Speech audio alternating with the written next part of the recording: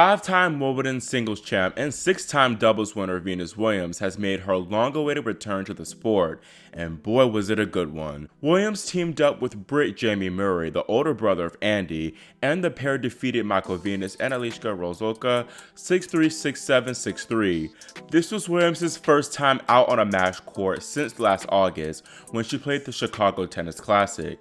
Since then, Venus has been plagued with injuries and took a break from the tour until today. I wasn't expecting much from Venus because of the long injury layoff, but she definitely shattered my expectations. She came out on fire, striking down serves in the 110s back to back.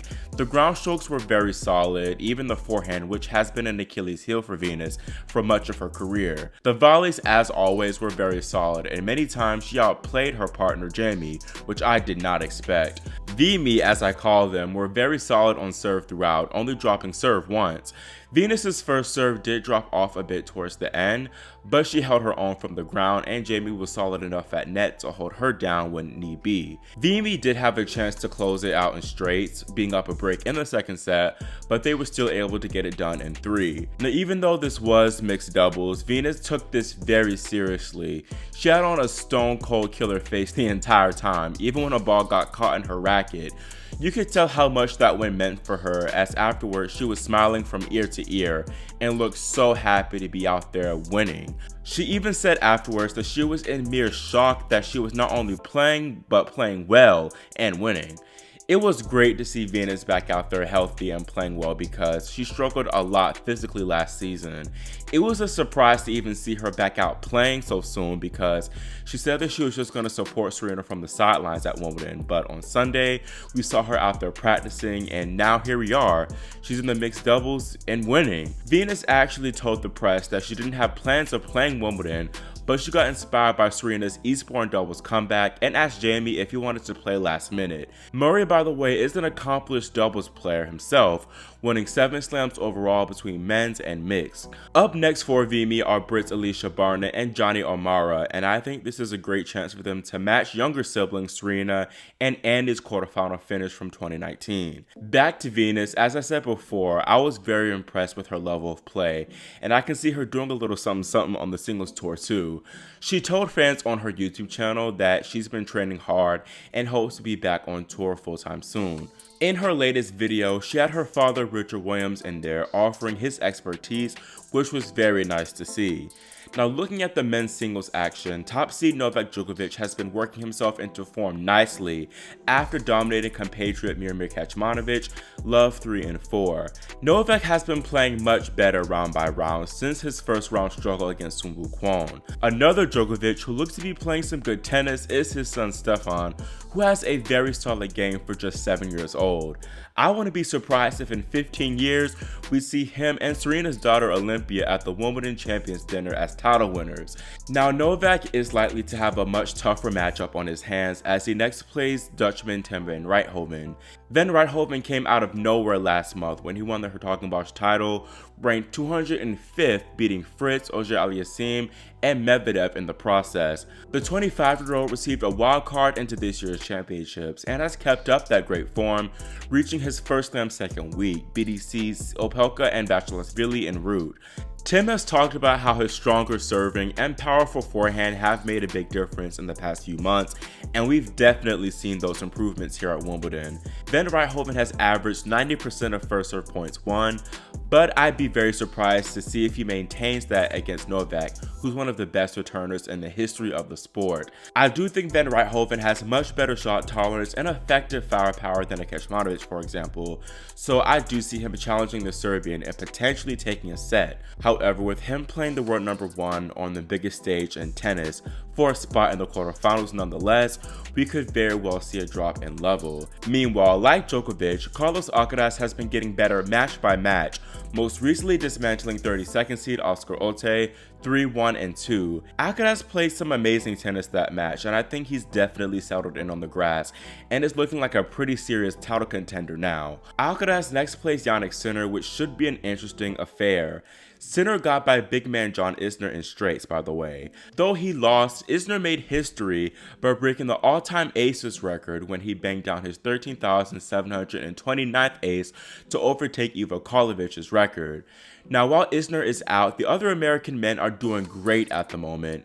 Frances Tiafoe is into the 4th round of Wimbledon for the first time after getting by a tricky Sasha Bublik in 4 sets. He'll look to redeem himself against David Goffin, who beat him at Roland Garros last month.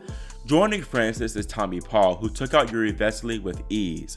Paul actually hasn't dropped a set all tournament, but will play his first seed of the fortnight in Cam Norrie. Norrie looked very dangerous in his 4-1 in love rout over Steve Johnson. In the bottom half, there are 4 other American men looking to join Francis and Tommy in the second week, and quite frankly, all 4 of them have a great shot at doing so. First, 29th seed Jenson Brooksby will take on Chilean Christian Garin, who was actually supposed to play Matteo Berrettini in round 1 before the Italian withdrew after testing positive for COVID. Brooksby is much more comfortable on grass than Garin, so I think this is a good opportunity for him to reach his second slam second week. Still, I think Alex de Minaur will be the favorite to take this section, especially after his solid win over talented 20-year-old Jack Draper. De Minaur will actually have to play a second consecutive Brit in wildcard Liam Brody.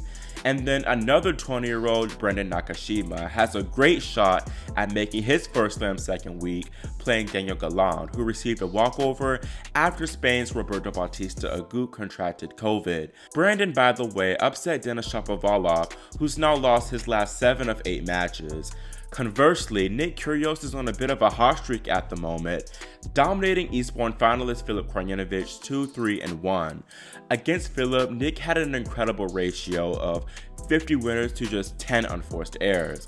Things won't be as easy though, as he now gets Greek main Stefanos Tsitsipas, who seems to be in excellent form. Kyrgios does lead the head-to-head 3-0 against Stefanos, but all their previous matches have gone the distance, including their Halle encounter a few weeks prior. I think Stefanos has the slight edge with this being best of 5, as he'll likely be the more physically fit of the two should this go deep. Regardless, if Nick maintains that high level of play and serving, it'll be very difficult for Tsitsipas to get that first win. Moving down, Jack Sock and Taylor Fritz could play one another in the 4th round, as Jack got the big win over Maxime Cressy in round 2.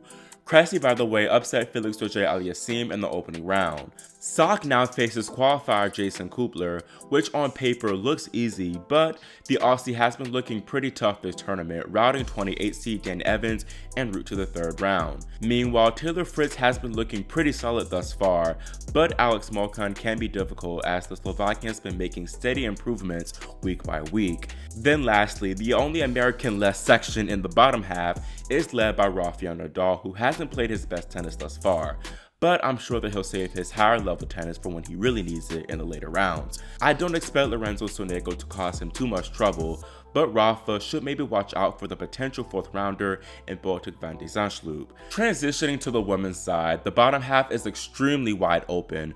First with Marie Boskova taking on Caroline Garcia for a spot in the quarters. Boskova is a very talented player who had early success in 2019, but has since struggled a little bit with form. She's definitely back and better than ever, and will look to continue her run against Bag-Omborg champ Garcia, who backed up her Raducanu win with a solid victory over Schweizering. Ons Jabeur has been tearing through the field thus far, and will play her first seed next in Elise Mertens, who ousted 2018 champ Kerber in straights. Mertens, by the way, has shown incredible consistency at the slams, as she's made the 3rd round or better in 18 majors running. Meanwhile, Yelena Ostapenko has made her first slam second week in 4 years after coming from behind to upend Begu. The Latvia now gets Tatiana Maria, who beat Maria Sakkari 6-3-7-5. I am disappointed in Maria's departure because she's too talented to be going home this early in slams, plus her kit was really good. Then we have a very unexpected 4th round as Britt Heather Watson made her first ever slam second week after beating Kaya Juvan. I'm really happy for Heather because she's been grinding for a while, and to have her big breakthrough at home nonetheless is very special. Watson has a great shot at going one further, next playing unseeded German Julia Niemeyer. Looking up at the top half, Iga Swiatek plays Alize Cornet, which can be very tricky. Cornet's been playing very well lately on the grass, making the bout onboard semis, where she beat Kerber en route to the semifinals, where she almost took out Garcia. Alize's also beaten the world number 1 in the Wimbledon third round on court 1 before, beating Serena Williams here in 2014. Swiatek's been unbeatable the past few months with her 37-match win streak. However, grass is her least comfortable surface, and she was tested a lot during her last match with Patinama Kharkov. I think it's actually a good thing that Swiatek got that bad match out the way, because now she'll be ultra focused and on it for this Cornet encounter. In the bottom half, Barbora Krejcikova is still alive and next faces last year's quarterfinalist Ajla Tomljanovic for a spot in the second week once more. Jessica Pegula is still maintaining that slam consistency this season and will be the favorite to notch her third straight major quarterfinal showing. However, talented Chinese women Jingwen Zhang and Andreescu slayer Elena Rybakina could be very tough. Moving down, Paula Badosa and Petra Kvitova headline a mouth-watering third-round affair, while Simona Halep looks to continue her unbeaten Wimbledon streak against Magdalena French. Lastly, Coco Gauff will take on Amanda Anisimova for an All-American showdown.